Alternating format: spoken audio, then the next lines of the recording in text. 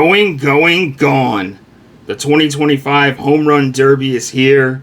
We cashed in on Teoscar Hernandez last season at plus 1100, and we're going to look to run it back this year. I'm Steve Seagrave from sportsmemo.com. If you guys enjoy this video, do me a favor and hit that like button. Subscribe to the channel if you haven't already. And drop those derby picks.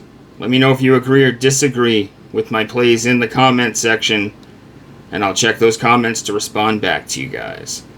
So guys, if you saw last year's video, same deal this year.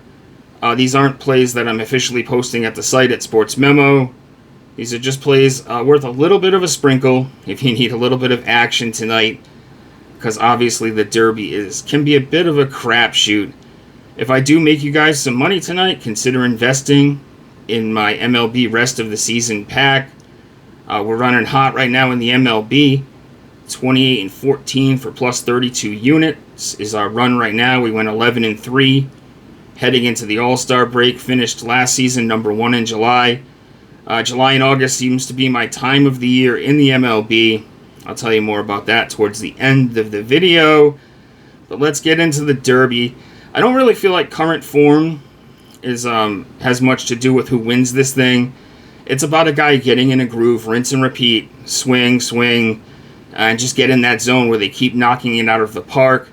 I do feel like motivational factors obviously play into this thing, and I do feel like the pitcher who's throwing to the batter is extremely important now based on the rule changes that we saw last season. We do have the same rules as last year. First round, 40 pitches or 3 minutes, depending on what comes first. And then the top 4 advance. And then we move on to the bracket style for the semis and the finals. And those rounds we see 27 pitches or 2 minutes. As far as Truist Park goes, the dimensions are slightly more favorable to a left-handed hitter based on the fact that the righties, if they pull it, they have to deal with a fence that's a 10 feet higher fence than it is in the opposite field. But it's not a stadium that plays so much more to one side or the other, although the lefties do have a slight advantage in this thing. As far as lefty-righties, Cal Raleigh is a switch hitter, and then we have 3 right-handed hitters for lefties. We'll go over all those players running through this video. We're just going to run through the players first that I'm not taking. Cal Raleigh, the favorite in this thing, like I said, he's a switch hitter. He's plus 295. I just don't see the value. I rarely take the favorite in this thing unless it's Pete Alonso, who let us down last year. And what we're going to do here is we're going to take 3 players, and we're going to spread a unit amongst those players. Half unit on one guy, quarter unit on the other 2 players. We cash in on one. We pull in a nice little profit. But back to Raleigh.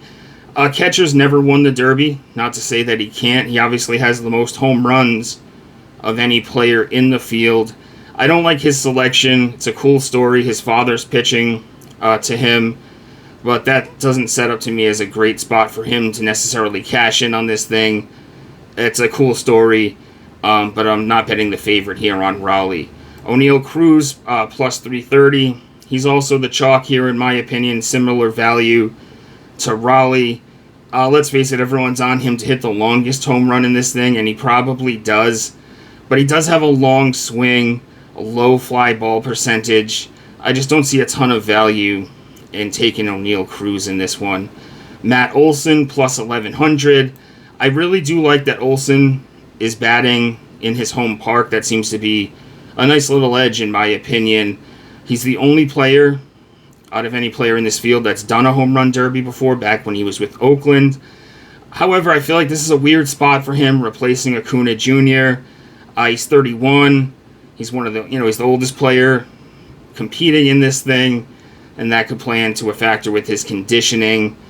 I considered him strongly, but I'm going to take a pass on Olson as well.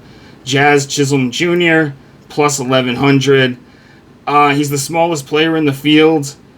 This is the guy that I'm fading in this entire thing for multiple reasons. He has his stepdad, mentor of his, pitching to him. Similar situation to Cal Raleigh. I don't love that. I'd rather have a guy, that's out there in the Major League Park throwing batting practice on a consistent basis, throwing to these guys. That plays into it big for me. He's also been quoted just saying that this is just for fun, that he's not even practicing.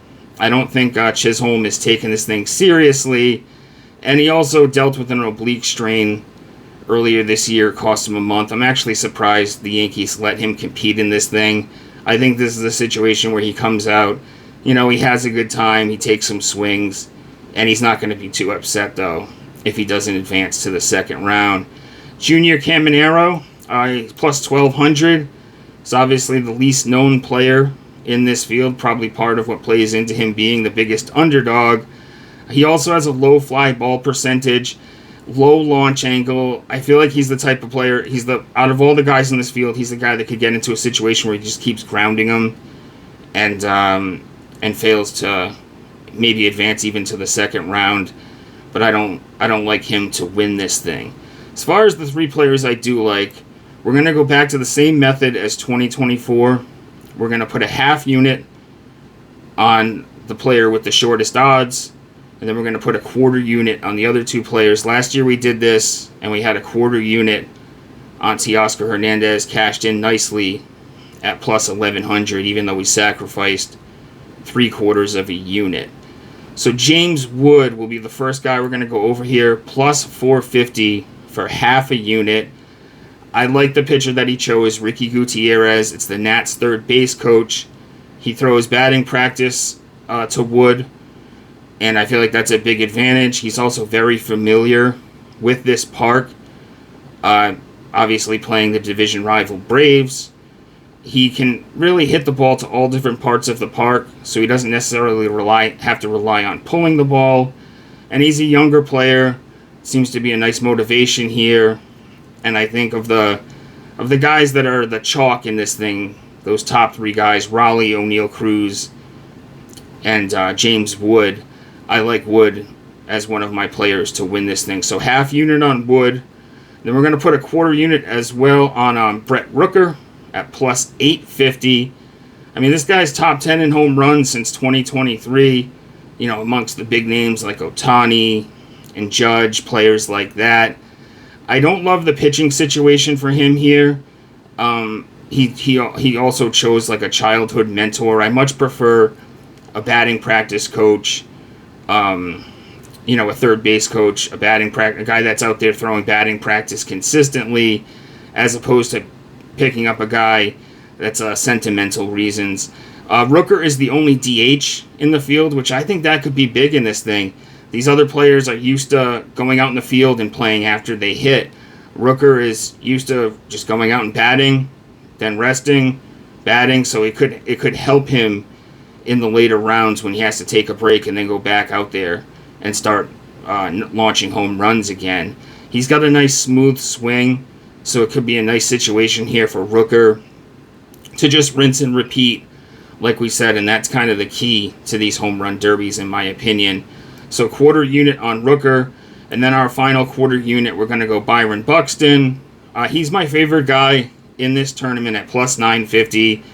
I feel like there's just great value on him. I love the pitcher that he chose, Tommy Watkins. It's the Twins' third base coach. He's been with the organization since 2019. He's known Buxton since his minor league career. They've known each other since 2013. He throws him his batting practice, so very familiar with each other here. And I also like that Buxton is a Georgia native. Obviously, with the game being played in Atlanta, he's going to have some potentially family, friends there watching him. He might want to show out tonight and put on a big performance. I know he got hit in the hand about a week ago or last week or at some point, but they're letting him compete in this thing. He seems fully healthy, ready to go, and he's number 2 in slugging percentage in this field of players. So Buxton is my favorite guy on the board. I like the Georgia native angle. I like who he chose to throw to him. And so we're going to go quarter unit on Buxton, quarter unit on Rooker, and half a unit on James Wood. So we got 3/8 of the field. We have 3 out of 8 players. And if any one player comes through for us, we rake in anywhere from 1.5 units to about 2 units, which is a nice solid return. It's similar to what we did last year, where we put a 1/2 unit on Alonso, 1/4 unit on Ramirez, 1/4 unit on Teoscar Hernandez, who wound up cashing for us. If you're looking for a little side action, we talked about fading Jazz Chisholm. We're going to go under 17.5 first round home runs at -110 at DK. We kind of went over the reason we're fading this player. Just the quote that he's out there just for fun. He's not even going to practice. It's basically the opposite of what we heard from Teoscar Hernandez last year, where that's where we cashed in on Hernandez saying, he wants to win this thing. He's locked in. He's going all out to win. That's not the case here with Chisholm. I don't think he's taking it very seriously. I don't like he would chose to pitch to him, and the oblique strain might make him just kind of lay back a little bit here. So we're going to go under 17.5 home runs for Chisholm as well. I hope you guys enjoy this derby. I did mention my MLB season pass through the rest of the year, $399. That's down from $499 was the prior price. Gives you over 100 days of MLB action. It'll take you right through the World Series. And like I said, we're smoking hot in the MLB. 11-3 run heading into the break. 28-14 run for plus 33 units. And we finished last season number 1 in July. So if I make you guys a little bit of coin tonight, consider reinvesting it into my MLB season-long pack. As always, my page is linked in the pinned comment. And I'm always posting free content at sportsmemo.com as well as over at X at StevesBook22. I hope you guys enjoyed the video. Hit that like button on the way out and enjoy the derby. Good luck.